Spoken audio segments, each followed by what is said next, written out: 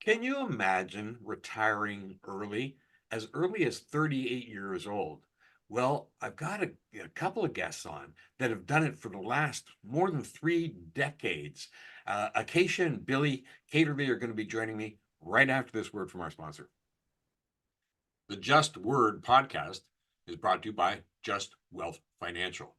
Money Sense magazine ranks Justwealth as the best robo advisor in Canada in 2024. And the Globe and Mail says that for the third straight year, Justwealth had the highest 5-year after fee annualized total returns for the growth portfolio. Just Wealth, investing the way it should be, just for you. Acacia, Billy, a real pleasure to meet you two. Thank you Thank very you, much Pat. for having us, Pat. We Well, I appreciate get it. the Financial Independence Hub, and your letters are there and your missives. And I've always been fascinated. 38 years old, why would you want to retire early? Well, we were working an awful lot. In fact, we weren't seeing each other very much at all, and that was hard on our relationship. And it seemed like our days were filled with had to instead of want to. And Billy came to me with an idea about how, we could like quit working and travel the world. And I thought he was kind of crazy, but he's very persistent and he presented it in a very convincing way and talked me right into it. We And actually it seems started to this me, when we were 36. We actually started this when we were 36. And what I say started is we started planning. I came to her with the idea, like she said, our relationship was starting to show signs of wear, and we didn't both neither one of us wanted to go down that road. So we had some meetings and talks, and so I did the math when we were 36, and I said, look, I think we're there. I used to manage other people's money. I was a stockbroker branch manager for years, and I saw how much wealth my clients had. And so I said, we've got that.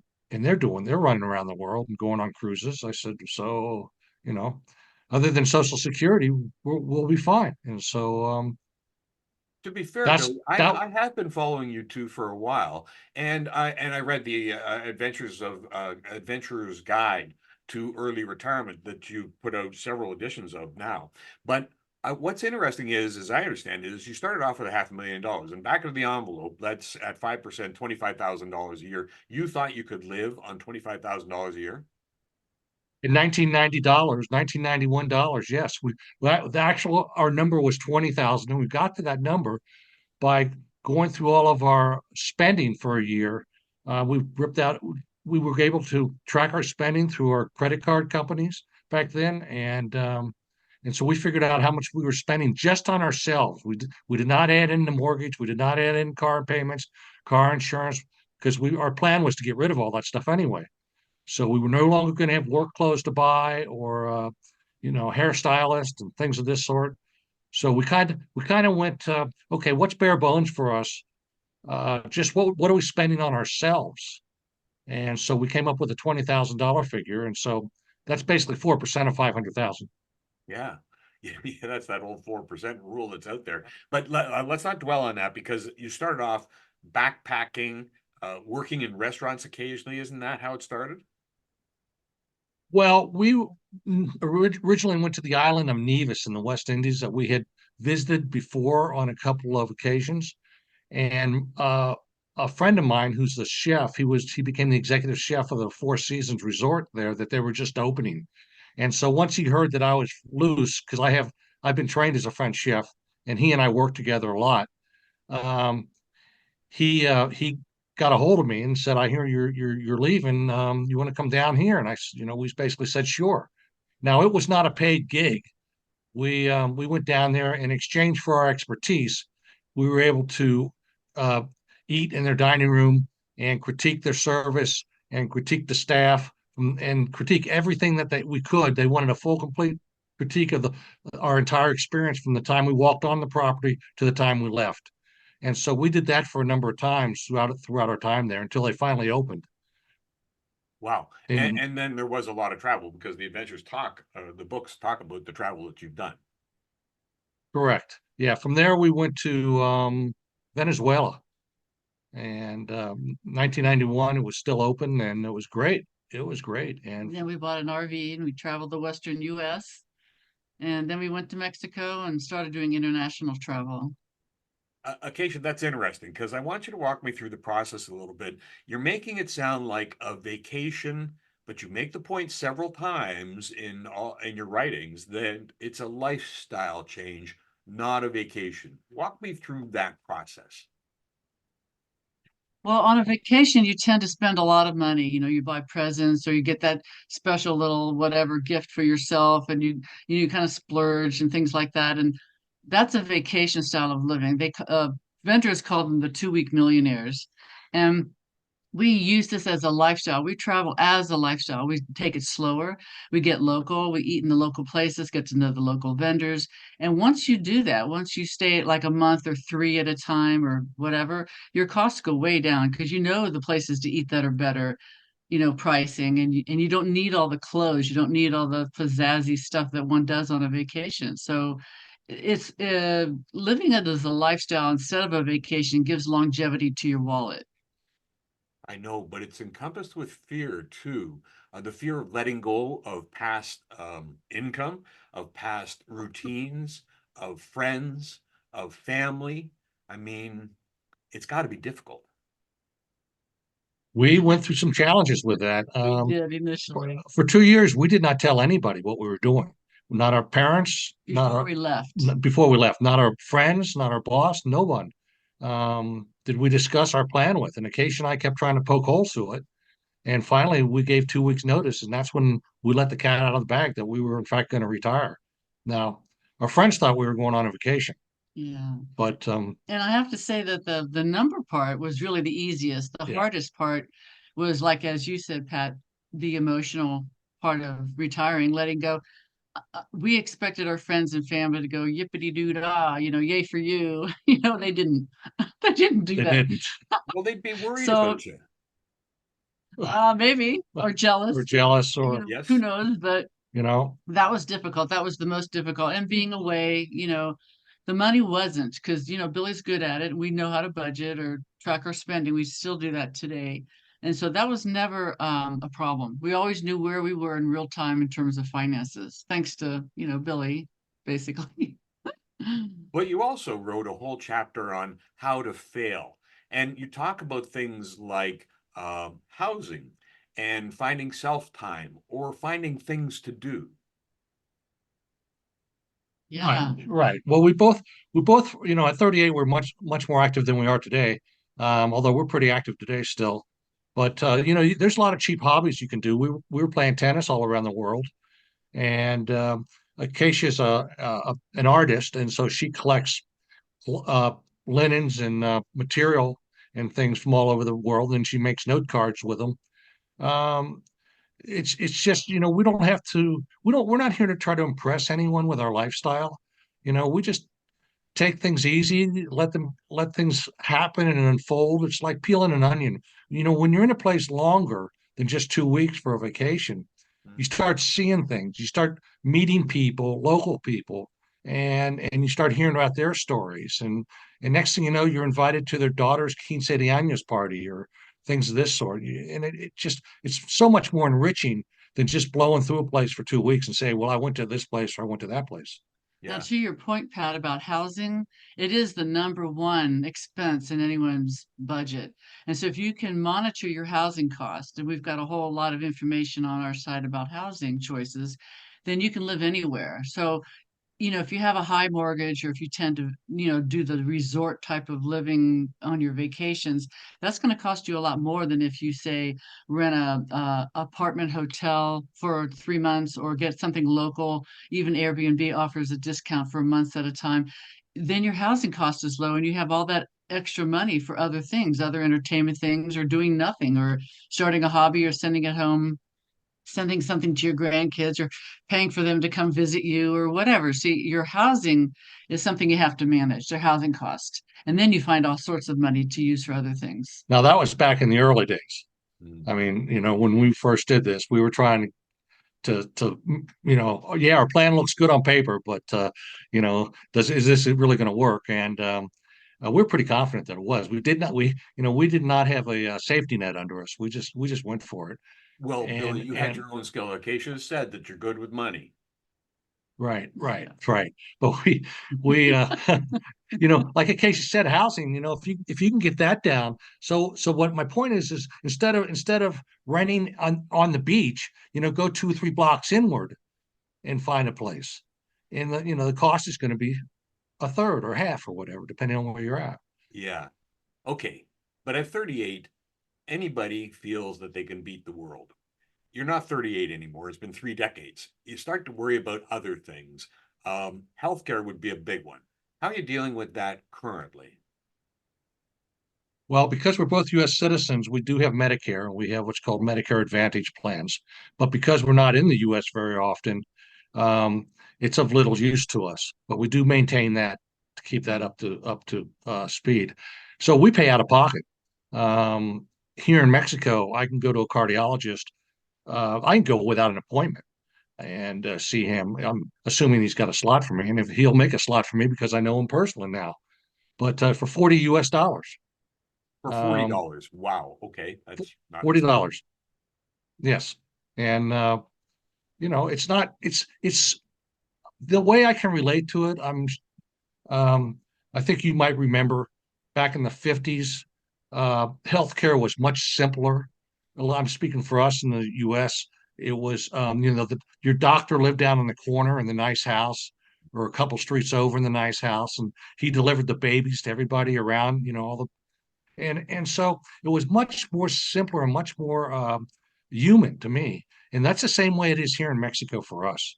We don't have to go through a bunch of hoops to see a doctor. We don't have to see a primary physician first to see the specialist. Right? No, we just go right to the specialist. We One we thing I've have heard, participated. Oh, sorry, Pat. go ahead, Acacia. My apologies.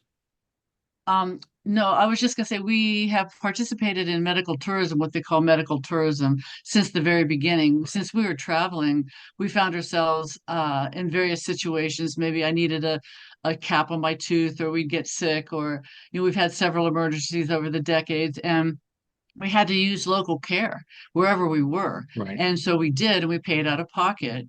And then now, as we've aged, of course, now we're looking at things like if we need assisted living or those types of things, and the pricings of those homes and that kind of care, a nurse, coming to your house or a doctor is far more affordable here in Mexico than we could ever dream of it being in the States. I don't know how it is for you in Canada, but the pricing is much better here. It's almost for free here in Canada, but you have long wait lists, and you have to pay when you want to move up. Okay, a lot of people that I've talked to that are retired find that they don't get a lot out of life, and they're not contributing to society. Now you're contributing. I mean, you're doing your blogs and you're doing your articles in the Financial Independence Hub, and you're definitely contributing. But a lot of people don't. How do they find worth? Work or something to do. No worth, like self-value. Oh, Oh, worth, self-value. worth. Oh, worth. Oh, I'm sorry, worth. Yes, of course. Volunteering would be the number one Yeah. thing I would say. Volunteering, and you can do that all over the world. There's a lot of need out there. Mentors some younger people. Coach a sport if you're good at that kind of thing. Teach English as a second language. Yep. Yeah. Read So to the kids in school. volunteerism is the big one. Oh, It's big, very huge. big. It's all there's, find a need and fill it. And there's needs everywhere. I mean, you've got expertise from your career. Any of your readers or listeners would have that. And so utilize your talents and Yeah. your expertise and then find a slot that you can donate your time or, mentor someone. And gosh, there's always food banks and soup kitchens. I mean, there's always something, Life doesn't stop the day you retire. No. I mean, No, that's it just certainly that's just a didn't. phase. For us, it was a beginning of a new adventure in our lives. And that's what So that's thanks. that's It why does we've beg the always looked question at it. though. Have you had a favorite destination? Oh, it depends. I mean, we like the world is beautiful, and it just depends. If there's places you like for weather, places you like for adventure, places you like for food. We get asked that question quite a bit, and we always say, well, wherever we are currently is pretty much our favorite place. And we're in Chapala, Mexico, Lake Chapala. and you're living there. But I was watching one of your broadcasts so a couple of years ago, and you were intending to go to Asia, I think it was at the time, and maybe India. I can't remember exactly the conversation. Do you have any future destinations in mind? Yeah, we're going to Japan in about six Oh, wow. weeks, and What we are you going are. to do in Japan? Well, I don't know. We'll figure it out. Seriously, you We're just gonna. land on the ground and you have no plans? Well, we got a place to stay, but other than that, not really. Yeah, we like the local people. We do since Billy was a chef, we owned a restaurant, we do a lot of cuisine travel, and we like history, historical stuff. So we'll get where the locals are and take pictures and videos and such and just make stories out of them for people to experience this as we see it. We like the down on the ground, boots on the ground kind of thing. And then after Japan, we're going to go to Thailand. After Thailand, we'll go to Vietnam, then come back here and then start our next trip in October. Wow. Do you ever worry about the money running out? Oh no, No, that's not a. That's. no. Oh, I worry about time. Yeah, at our age for sure. Yeah, Right. and how much longer That we. $500,000 initial investment, if you will, in your future has held up all this time. Our net worth has outpaced inflation and spending. And we Wow. have more now than we did Yeah. when You we are good when with we money. retired. Hey, to me, It's not magic. it's not magic, no. So, Okay, if it's not magic, what is it? How you got to tell me, how do you invest? I got to do this tomorrow. well, first of all, for your younger listeners or viewers, start as early as you can and put your money into index funds. We use the S&P 500 index Mhm. or ETF called VTI, Vanguard Total Market, which is about 3,800 stocks, includes the S&P 500 plus the rest of them. Um, and that's pretty much our main holdings. And off of that, we have some dividend things that pay us to give us some cash flow. But especially in the early years when you're trying to accumulate wealth, you want to be in a growth aspect of the market. And those do not throw VTI or the S&P 500 does not throw off a lot of income, so it doesn't affect your taxable income it's too much. And then once you stop working, you don't no longer are paying into, in our case, Social Security and income taxes. Um, so then you can ramp up other areas like dividend stocks and things of this sort in order to create some cash flow. Yeah, But full but disclosure, we are sponsored by a robo advisor, and all the robo advisors use are ETFs because they're low cost. That's your thinking as well. they're all very much so. Yeah, very much so. The Wow. the cost on these things are minimal. I mean, I don't know how they do it for so little. Hmm.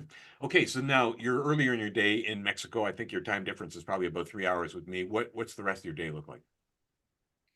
Well, I went out and had coffee with a friend of mine while Akaisha stayed here and caught up on some computer stuff. And then for me, I have my exercise bicycle, our exercise bicycle, needed some mechanical work done to it. So yesterday I took it up to a machine shop guy, and he's going to fix that. And I'm expecting a call from him that it's going to be ready. I have a dentist appointment later. Yeah, And you pay that out of Yeah, pocket. I'm broke. Yeah. I cracked my tooth, and so he's gonna put some resin on it and fix me up, and and I got a haircut plan. So and then we got lunch. and we got lunch, and And then then we're gonna go to a rooftop bar this afternoon for happy hour. right. I Meet some think the whole friends. world should follow your example, but they can, as I understand it, online. Do you have a website or something you can tell us about? Sure, it's retireearlylifestyle.com, all one word, retireearlylifestyle.com. We have a free newsletter. And they can sign up for the free newsletter on there, which we very much appreciate and recommend. People can write us and ask us anything. We answer everybody. We would appreciate it if they would put a name on it, so we don't feel like we're talking to a robot. But uh, yeah, we're Yeah, very open about our lifestyle, and lots of information on housing and investment and travel and medical tourism. yep, and Well, finance. Acacia, Billy, we will get you back. I really enjoyed this discussion, and there's hope for me to retire at some point. There certainly is. Yes. There most certainly is. One thing. Let me just make a quick statement here. Sure. One thing that we fell upon. I'm going to say. It's not today. It's called geo arbitrage. I don't know if you're familiar with that term. Yeah, it's currency related. It's currency related, right? Geo arbitrage is where you live in a low cost country and you make your money in your home country. And so we have an arbitrage situation here where we're spending pesos, but we're making dollars. And so dollars go a long way down here. So our lifestyle here, if we wanted to, we could live on hard. We know people living on $1,100-$1,200 U.S. Social Security down here, and they have a Wow. girlfriend, and they go out to eat and have a social life. Yeah. So, Yeah. so that was I'll be one. honest. I That don't was know whether I could do that because I would miss family. I come from a large family. I would miss family, but I could see people want, and you obviously are very successful at yeah. That well, in the case you miss family, well, fly them down. it. Yeah. I Build it mean, and they will come. Yeah, that's right. and then you'll get to a point where how can I miss you if you never leave? I'm coming, guys. Thanks so much for your time, and we look forward to getting you back on this thing. Thank you very much for your time. Thanks, Pat. Akaisha and Billy, Kader.